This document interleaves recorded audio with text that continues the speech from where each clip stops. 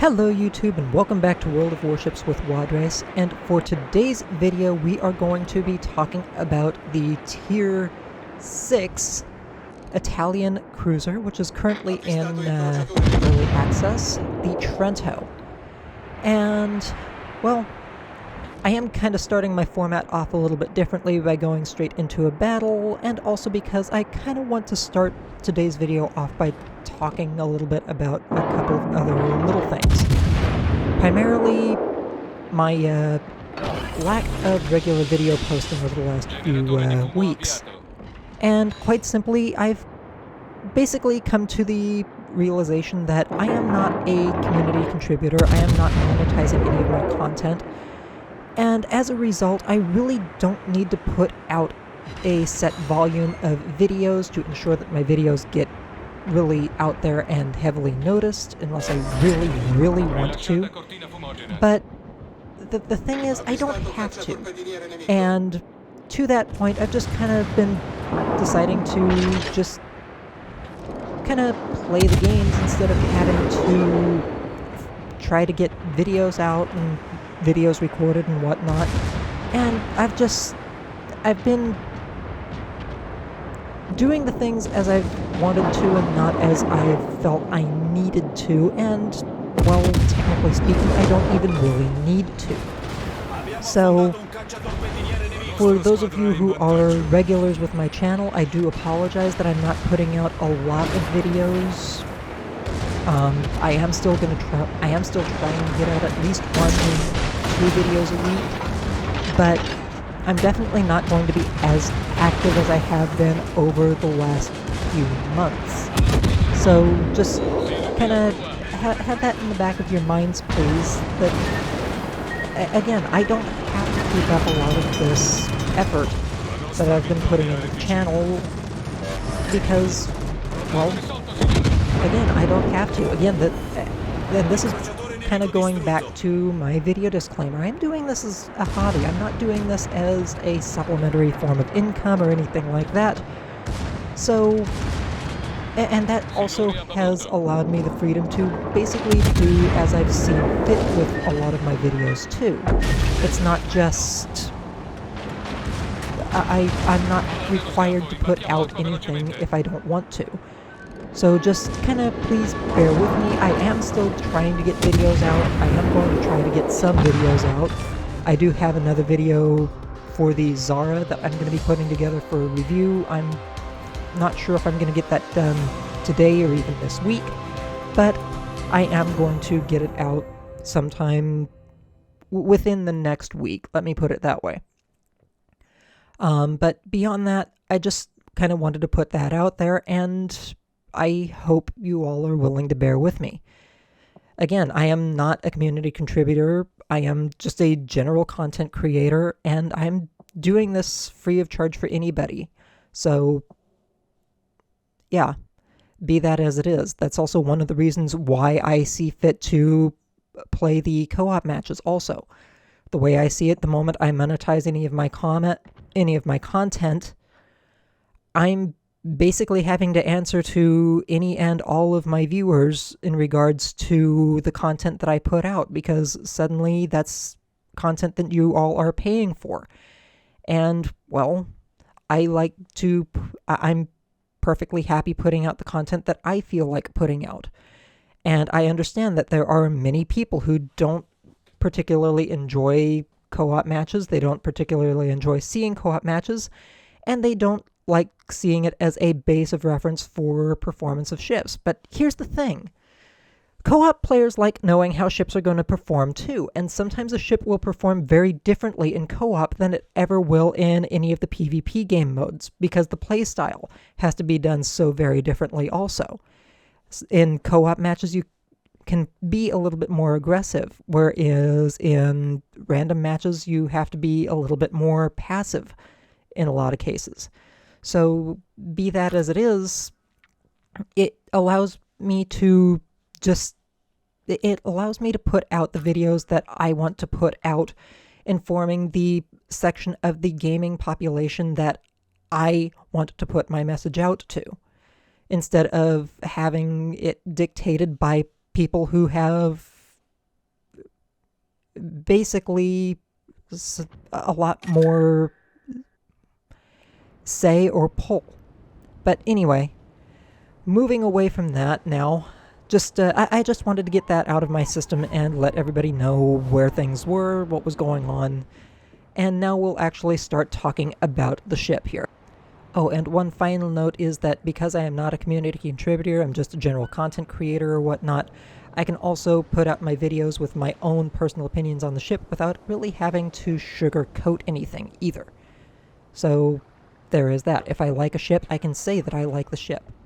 If I don't like the ship, I can be perfectly honest in that regard as well without having to sugarcoat anything.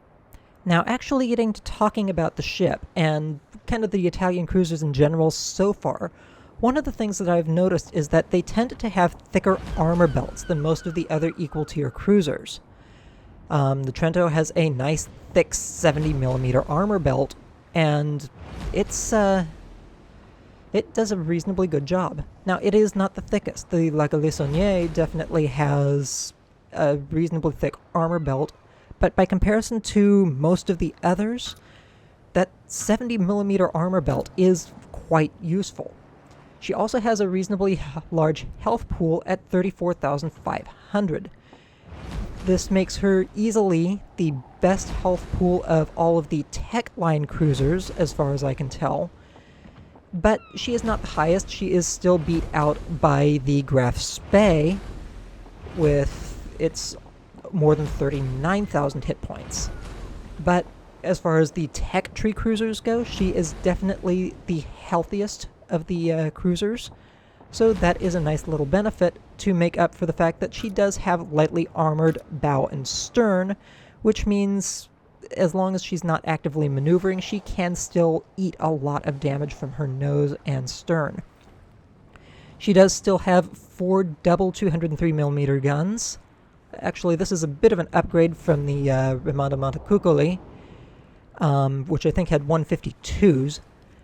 They have a 15-second reload, a good 16.1 kilometer main firing range, 134 meters of dispersion, 54 meters of millimeters of penetration, and overall they're really not bad. And they are also continuing the theme of having a higher alpha damage for the semi-armor piercing shells than the armor piercing shells, at 4,850 maximum damage for the SAP versus 4,700 for AP. And let me tell you, those SAP shells are lethal to destroyers. Absolutely lethal. And she does have a few secondary batteries, but again, it's a cruiser, so that's not really anything worth talking about. For an upgrade, she does have 2 triple torpedo launchers. The A hull does only get double torpedo launchers, so upgrading to the B hull does give you that extra torpedo for a little bit of extra damage, but they are still relatively slow at only 51 knots, but they do have a reasonably long 12-kilometer range. And to be perfectly honest, with the reload on these torpedoes, I've actually launched a spread from one side and had the torpedoes reload before the first set had even run out of steam or gone the full distance. So that's an interesting little tidbit of information, I'm sure. She does have a reasonable AA suite. It's certainly not the best, but definitely something that could be invested in if you decide you want to. She is a cruiser after all, and cruisers do generally tend to have better AA defenses than most. As far as her maneuverability, she is reasonably quick at 36.8 knots. Not quite as fast as her lower tier counterpart, but still reasonable. She also has a 630-meter turning circle and a rotoshift of 7.6 seconds with the steering gears modification to upgrade in place. For her concealment, she is seen on the surface at 14.1 kilometers. From the airs, she is seen at 7.3 kilometers. And after firing her main battery in smoke, she is seen on the surface at 8.7 kilometers. So these are reasonable stats, and definitely usable stats for concealment as well. As far as the upgrades, I have her outfitted with basically some of my standards. I've got her set up with Aiming Systems Mod 1, Steering Gears Mod 2. I do have a little bit of a difference in that I opted for Damage Control Systems Mod 1, and I am also using Main Armaments Mod 1 just to get her set up a little bit better. And you can have her set up with a fighter just to bolster her AA, and that's probably something that you want to do, maybe, possibly, but she also does come with a spotting aircraft, and that can have its usefulness as well. Coming over to the commander, I currently only have 3 points on him. Expert Loader and Expert Marksman, of course. And I can definitely make a few recommendations as well as far as developing this commander. I would obviously opt for either torpedo acceleration if you want to focus on your torpedo use a little bit. But I would also say opting for Adrenaline Rush is a big benefit just because, well, these guns do have a long reload, and you do kind of want to bring that down as much as you can if possible. And as you take damage throughout a match, that just makes it even better. I am also going to go out on a limb and say, as a variation from my normal cruiser commander build, Superintendent is something to think about. And I would maybe even consider torpedo armament expertise as well. So definitely another thing to keep in mind, though you can also go for kind of standard AA builds and invest in her anti-air armament. Considering she is a destroyer hunter for her tier or level 4 skills, I would consider concealment expert just so that destroyers don't pick you up too easily. And I would also consider opting maybe for radiolocation just to be able to kind of track down destroyers that are hiding, but maybe hiding nearby. Another possibility, however, due to her large health pool, might be fire prevention, but again, there's also the AA skills to be considered. She is definitely a ship that can have some good all-around skills overall, so there are definitely multiple and definitely viable paths you can choose to make this ship work out for you and fit your own unique playstyle. Anyway, getting her back into battle, and by the way, the battles that you are seeing were still at least in sequence, so first, second, and third battle were in sequence after I unlocked her for early access. So this is my general progression. I did not sort these by best or worst or anything like that. This was just straight 3-match sequence progression, just like I always do.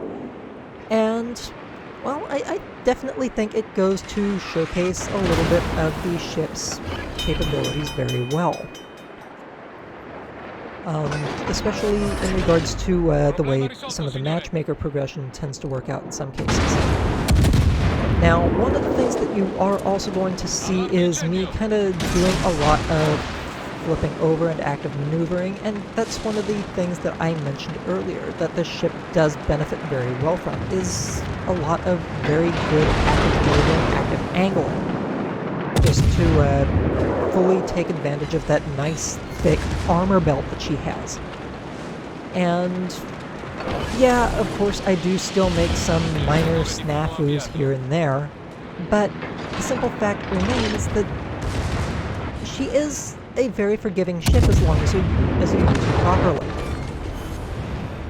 And, well, I'm definitely experienced enough to say that I do try to use a lot of my ships as properly as I can, but sometimes I can still slip up, and, well, even the most experienced players will still slip up from time to time.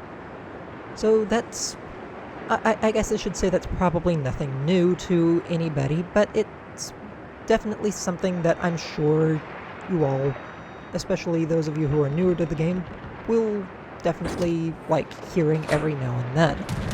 Now, this match was also a match with an aircraft carrier, so I did get to try out my anti-air skills with a minimal AA structure, and this was not built for any real AA skills at all. And you can see that I'm still doing reasonable amounts of damage to enemy aircraft squadrons. I mean, yeah, okay, sure, if I had invested in it a little bit more, I probably would be knocking planes down a little bit faster, and not really having to deck and weave too much from these torpedo bombers. But the simple fact remains that it is still a usable AA suite even without really taking too much investment. Now at tier 6 she does have the potential to see up to tier 8s, and under those circumstances maybe I could see some argument for investing in AA skills. But at tier 6 she is capable of defending herself reasonably well, and with active maneuvering in the face of enemy aircraft, you can also do a good amount of evading incoming aircraft attacks to just kind of get away from a lot of incoming fire and just to basically troll enemy aircraft carriers.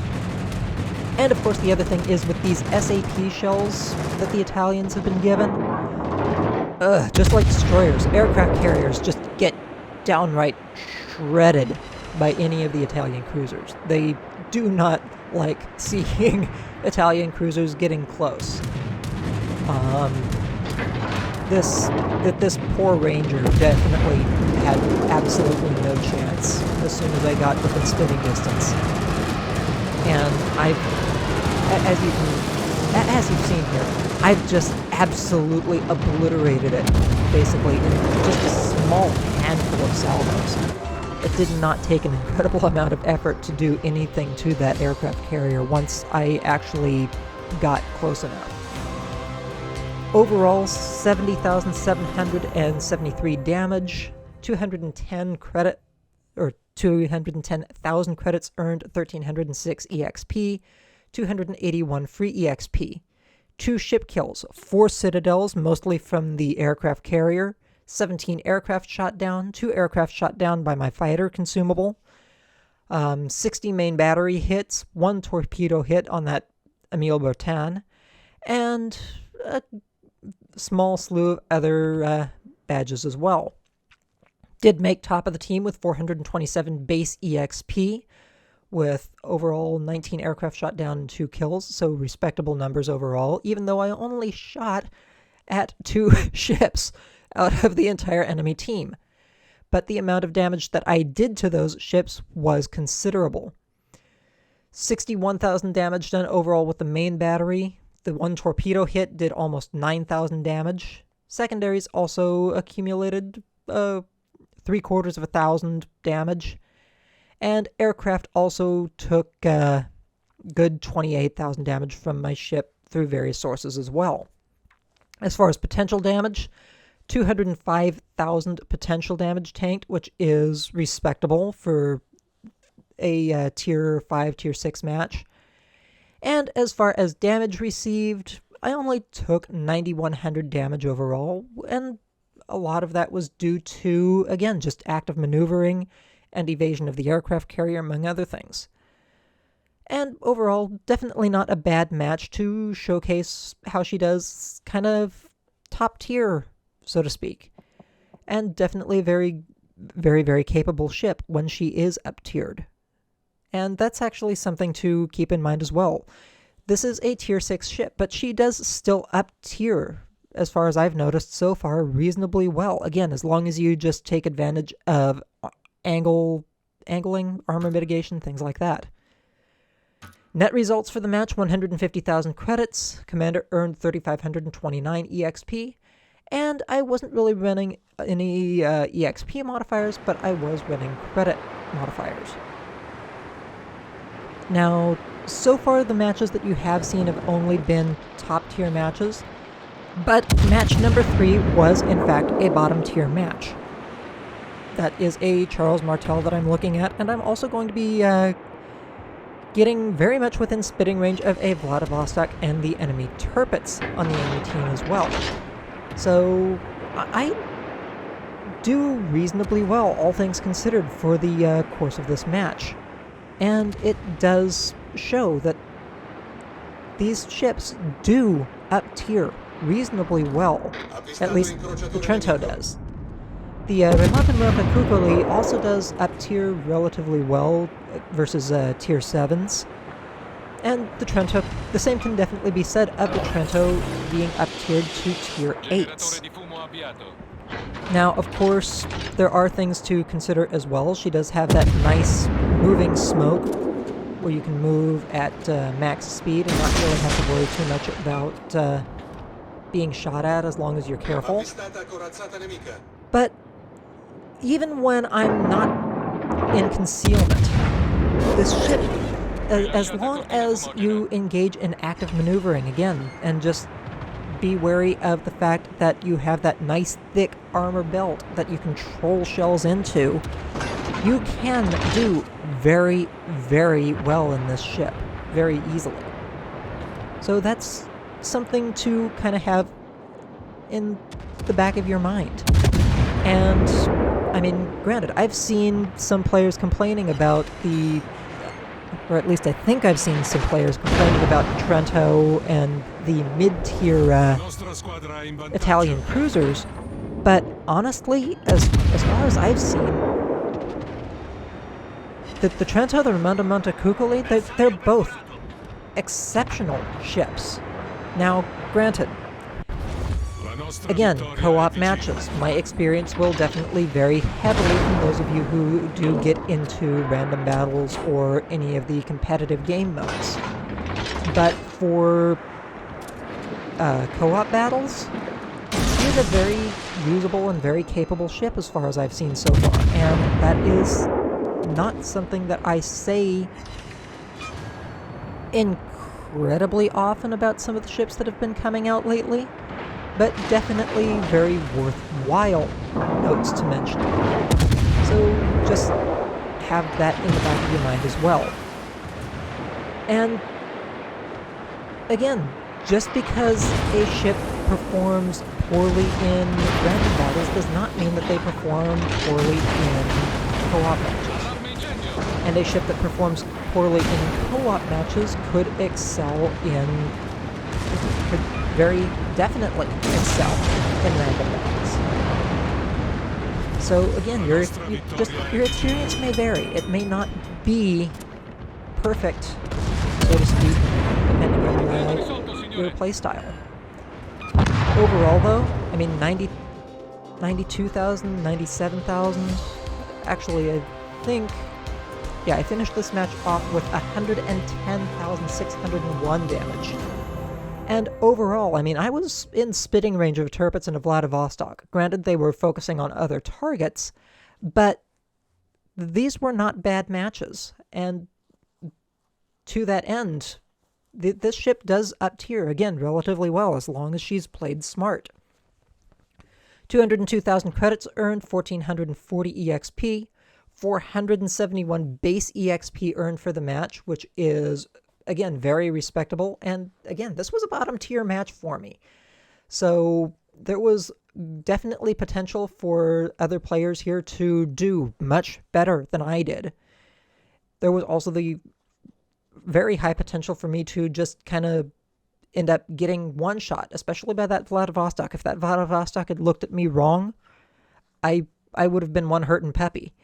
But again, I only absorbed 17,281 damage out of my maximum health pool of 35,000. So, I mean, this was a respectable match in most regards. 40,000 damage done against the Vladivostok, 28,900 to the Tirpitz, and most of that was torpedoes too. Keep that in mind. My damage spread is split down the middle. 54,000 from main battery, 57,000 or 56,000 almost from torpedoes. Another 1,000 almost from floods. Potential damage 179,600, and the ship also did reasonably well. Just not bad numbers, again, as a bottom tier 6 ship. Just, again, you have to play smart. You have to play your ship to its strengths, and I definitely think to a point I did that. But again, there's also the simple fact that the enemy ships just really weren't looking at me. The only thing that really did substantial amounts of damage to me at all was the Tirpitz, and I think that was just about the only enemy ship that really gave me the kind of attention that I probably would have been given had I been in a random battle. So there is that to have as well. Take-home credits, 141,537, so respectable earnings, and even with the modifiers taken away, that still would have been about 40,000 credits that I would have earned for the match, so respectable earnings overall, and Commander earned 3,891 EXP. Anyway, that is the Trento at Tier 6 for the Italian tech line, currently in early access. And as far as I'm concerned, she is a very capable, very usable ship under the right circumstances. And I hope that in regards to my recommendations, my notice of her, that many of you find her just as capable. Anyway, on that note, I suppose I shall go ahead and let everybody go. I hope you all have enjoyed this video, found it informative and useful. And I hope to catch you all again next time. For those of you who are new to the channel also, please do not forget to like and subscribe to gain access to future content. And my next video will be on the Tier 7 Italian cruiser, the Zara. Anyway, have a good one, and I wish you all happy hunting, folks. Take care.